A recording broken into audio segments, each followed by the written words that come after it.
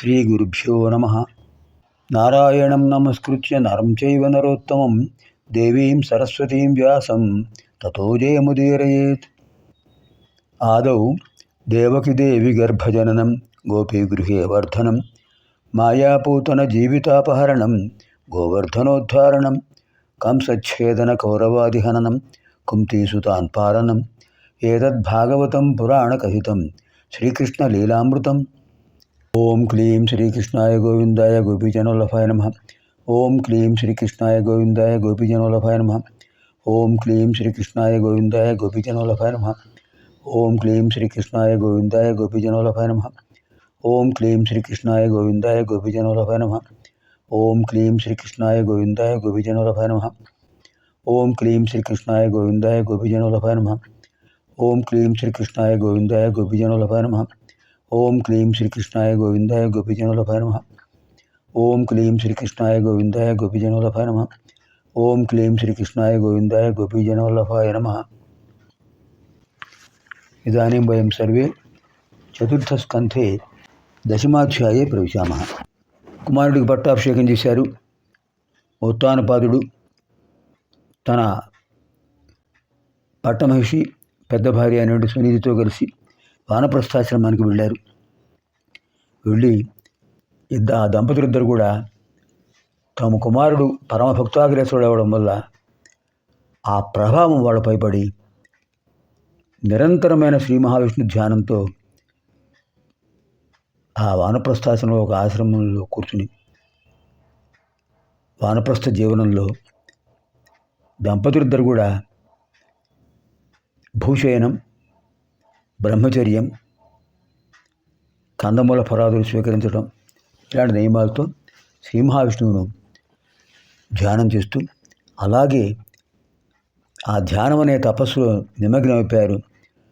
తర్వాత ఆత్మజ్ఞానం పొందడం కోసం నిరంతరమైన భగవద్ధ్యానంలో ఉండిపోయారు.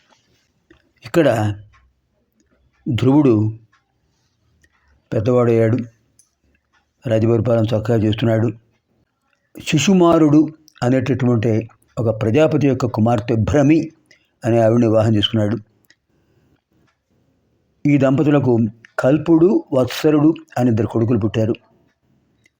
తర్వాత వాయవ్య దిక్కుకు అధిపతి అయినటువంటి వాయుదేవుడి యొక్క కుమార్తె ఇలా అనే ఆవిడని కూడా వివాహం చేసుకున్నాడు. ఆవిడికి ఉత్కరుడు అనే కుమారుడు జన్మించాడు. ఉత్కలి కుమార్తె జన్మించింది. ఇలా జరుగుతుంది. ఉత్తముడికి వివాహం చేద్దాం అనుకుంటున్నాడు. కానీ శ్రీ మహావిష్ణువు చెప్పారు ముందే జరగబోయే విషయాన్ని. అంచేత కొంచెం అతని వివాహ విషయం నిర్లక్ష్యం వహించాడు. వివాహం చేస్తే ఆ అవతల కుటుంబం కూడా బాధపడుతుంది. వివాహం చేస్తే యువకులు వధూవరులై వివాహం ఇద్దరు దంపతులైనప్పుడు అటు వధువు యొక్క తల్లిదండ్రులు ఇటు వరుడు తల్లిదండ్రులు సంతోషంగా ఉండాలి. అందరూ ఆ రెండు కుటుంబాలు ఒక విధమైన అనుబంధంతో ఉండాలి. ఎవరికి వధూవరుల వల్ల బాధ కలగకూడదు. కానీ ఇప్పుడు ఉత్తముడు పరిస్థితి ఏమిటి తెలుసు కదా. అతను అనుకున్నట్టుగానే ఒకరోజు ఉత్తముడు వేటకు వెళ్ళాడు. హిమాలయ పర్వతానికి చాలా దూరం వెళ్ళాడు.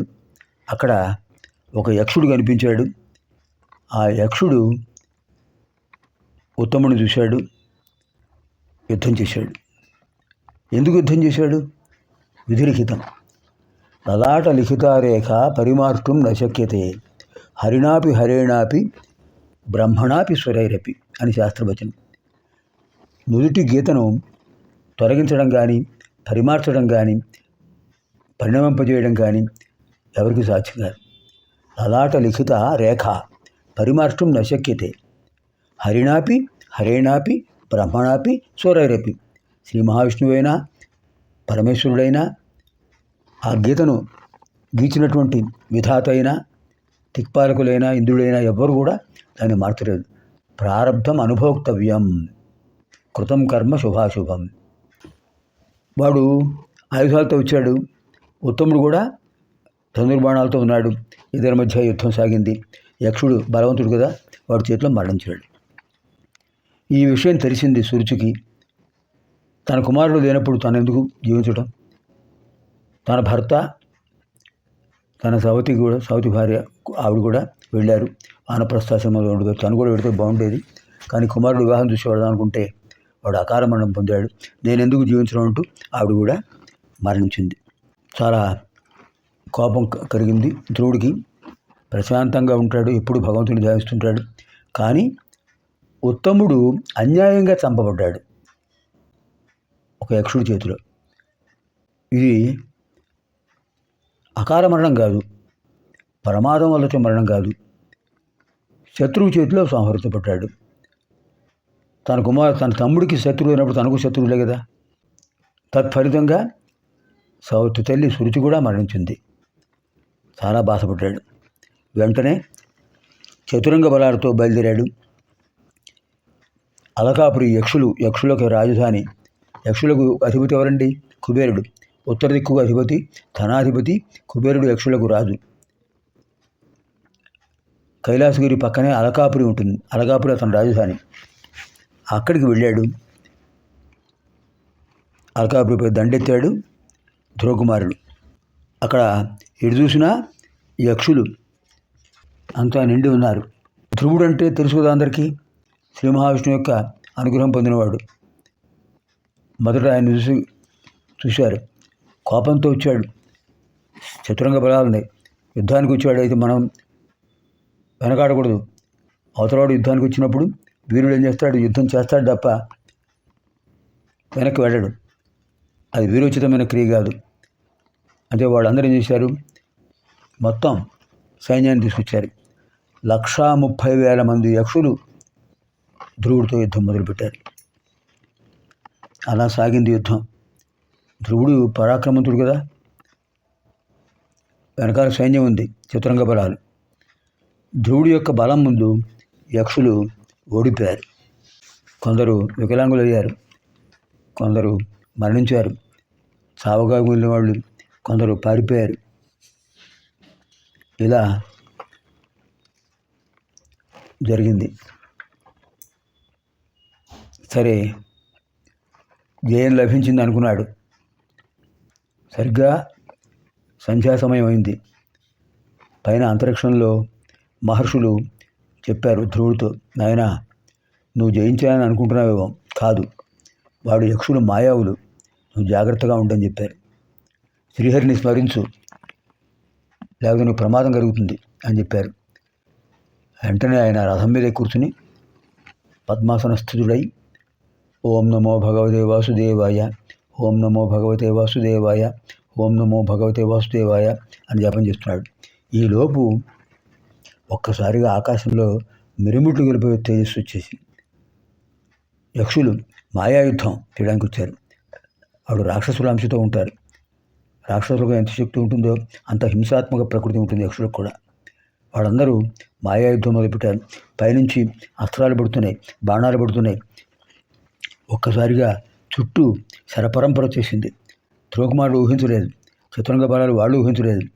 ఒక్కసారిగా బాణాలు వస్తే అప్పలేరు.